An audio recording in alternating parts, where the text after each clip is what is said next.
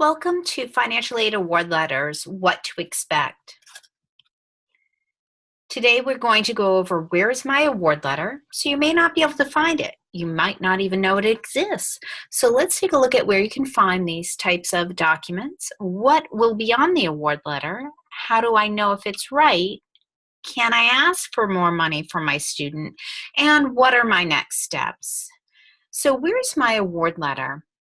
And nowadays, it's kind of old-fashioned to send out award letters via mail. Only about 30% of colleges nationwide do that nowadays.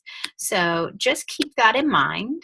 Most times, they will send an email to the student with access to an online portal that the student can log into and see admissions decisions, as well as financial aid, award letters, or if there's any missing documents for financial aid. Many times they're not going to give you an award letter unless you have filed your free application for federal student aid, and if the college requires it, the CSS profile with the College Board. And even sometimes they'll ask for an additional documentation like verification or W-2s or 1040s.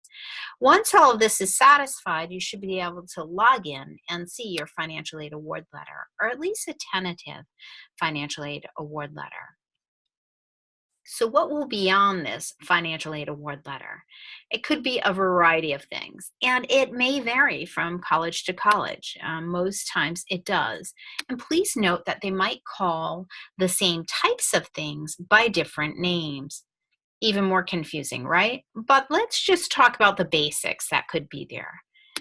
You might have been notified by admissions about scholarships, but they should also be on the award letter. Scholarships, grants, and awards equal free money.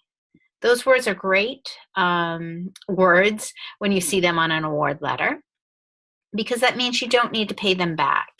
For the most part, we'll kind of talk about Teach Grant later on. Okay, it's a newer grant, and the name can be deceiving. The federal Pell grant, if you are Pell eligible, might be on your award letter, as well as a supplemental opportunity grant, which is another federal grant. It might be on some award letters, the CIOG grant, and not others. Just remember that. But if you're Pell eligible, or if you're unsure if you're Pell eligible, later on in the presentation, we'll show you how to determine if that's correct or not. Sometimes you'll see state grants appear on there, and some state grants are portable to other states, some are not. So talk to your higher education department at your state to find out if your state grants are portable. On the financial aid award letter, you could see, or will most likely see, some type of federal Stafford loan. For freshmen, incoming freshmen, it should be at least $5,500.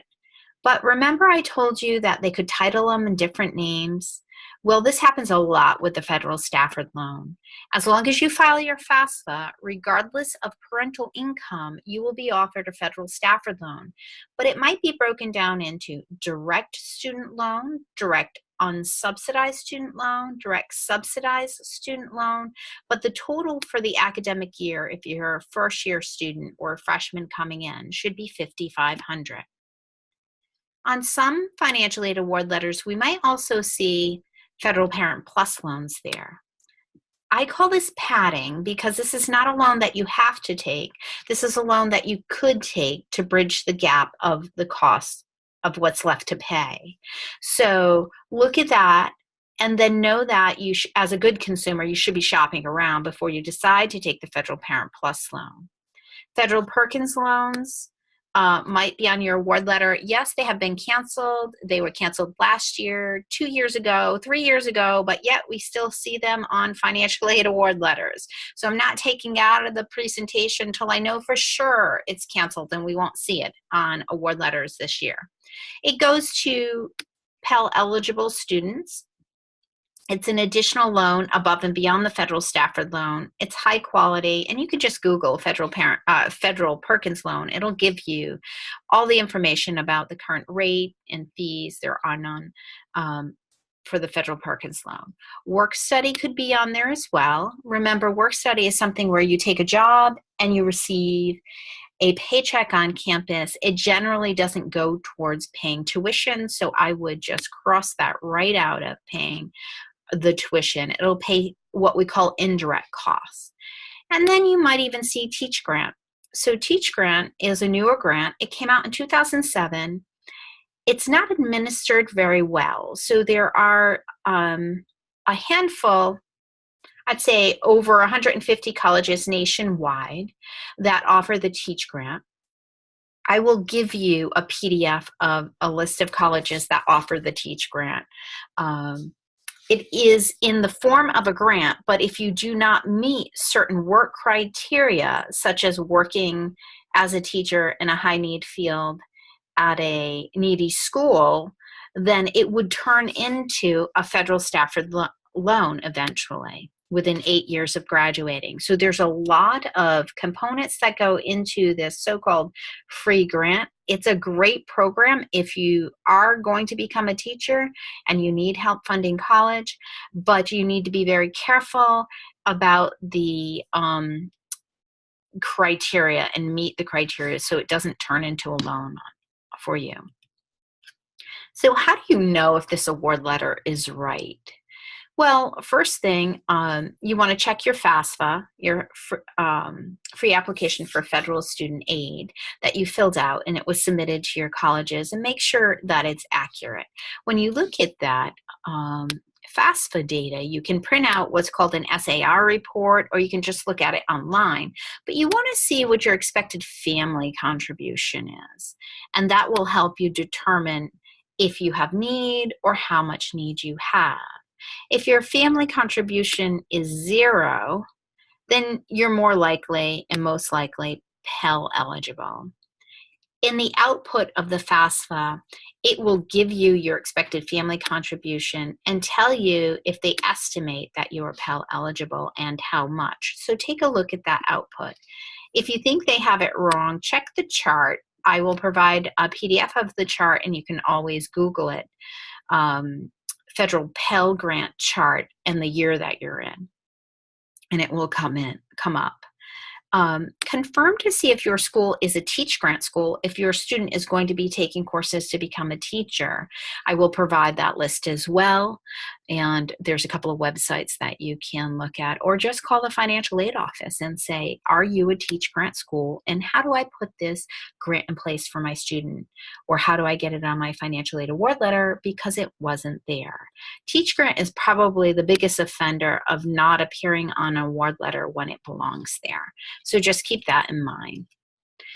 So can I ask for more money? Once I look at everything, I know that it's right, I understand what the cost of attendance is, can I ask for more money? Well, you certainly can. There's ways to do it and a methodology that we use at our office, and we would first tell you to ask admissions for more merit money. So your student should be doing this, not mom or dad getting involved. They should draft a short little email to their admissions counselor about any new achievements since they've submitted their application, any new awards, maybe improved grades or tests that they've taken, and ask if they could provide more merit aid. Once that is done, then you could move on to the financial aid office. And there is something called an official financial aid appeal. Knowing whether or not to appeal, it takes a little more investigating. So do you meet the regulations? There are federal regulations that guide financial aid offices, and you don't want to be appealing just because you feel like you can't afford it. We all feel like we can't afford it, certainly, but you want to appeal based on federal regulations. So let's take a look at some of those. Do you meet some of the criteria that the financial aid director will be looking for? So let's take a look at what those could be. Medical expenses, which means large deductibles or premiums, large RX expenses that you have, dental, possibly braces or several sets of braces, therapy expenses. It could be PT or counseling or whatever it might be. What does this full medical bill or expenses look like for you for 2016 or 17 or going into 2018? So they want to look at the year that you're in and the year that you're going into. Typically, if it's more than 10% of your adjusted gross income, which you can find on line 37 of your federal taxes, 1040 taxes, then I would suggest that you put a letter together and actually go for an official appeal. Changes in income. Sometimes we are told by our employers that you're no longer going to be up for extra hours. They could reduce the hours that you can work. You could be unemployed. You could be temporarily unemployed because a work outage or something of that nature. So changes in income, up or down, should be something that would belong in an appeal. And I know that it sounds strange for appealing for up, but let's say you're working on a special project and you've been told no longer will you have that extra income this year. It might be substantial, so it's a one-time fluke thing in your career that you had the opportunity to do, but you're no longer going to have this opportunity. You should let the financial aid office know. Legal or funeral expenses many times can qualify as appealable events.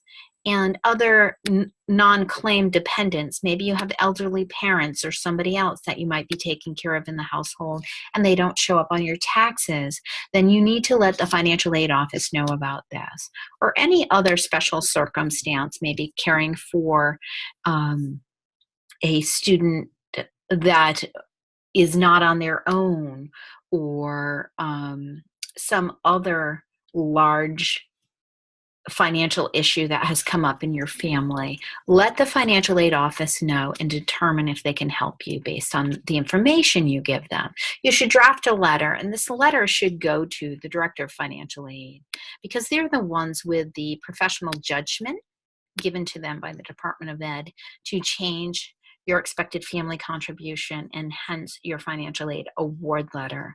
List your primary reasons that meet federal regulations that we spoke about.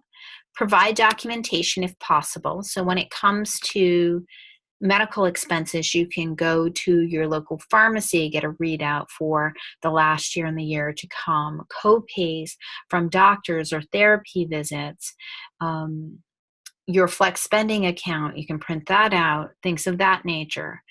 Also, the college might require you to complete verification forms. So you can just simply Google the name of the college, verification forms, and the year that you're in, and see if they have the forms up there already.